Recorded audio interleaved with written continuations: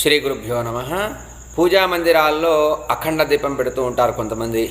రోజు చేసేటటువంటి దీపం పెడుతూ ఉంటారు.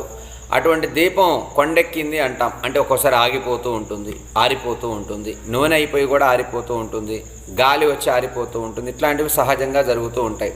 అలాగే హారతి ఇచ్చేటప్పుడు కూడా హారతి కూడా ఆగిపోయే పరిస్థితులు గాలికి ఉంటాయి.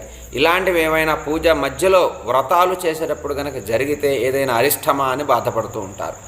ఏం బాధపడవలసిన అవసరం లేదు. భగవంతుడి కృతంగా మనం చేసేటటువంటి సేవల్లో ఏదైనా అపరాధం ఇలాంటిది అనుకోకుండా జరిగితే అది భగవంతుడు మనల్ని అనుగ్రహించేటటువంటి భావనే తప్ప వేరే అని మీరు బాధపడవలసిన అవసరం లేదు.